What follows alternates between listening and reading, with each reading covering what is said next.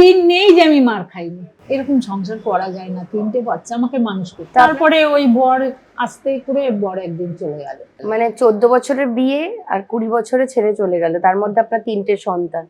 শরীরের ওপর দিয়ে তো প্রচুর ধকল গেছে। হ্যাঁ, বাপের বাড়ি চলে যেতাম, গিয়ে 2-3টে বাচ্চা নিয়ে গিয়ে আমার ওখানে 1 মাস 2 মাস থেকে আবার চলে আসতাম।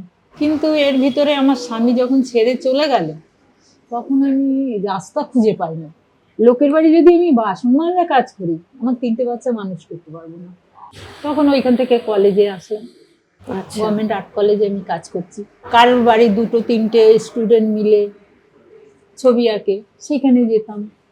কেউ ফটোগ্রাফি কাজ করবে, সে ডাকতো, যেতাম। ফটোগ্রাফি কাজ করলে আমি একটু বেশি পয়সা পেতাম, তাহলে ওদের টিউশনির পয়সাটা দিয়ে দিতে পারতাম।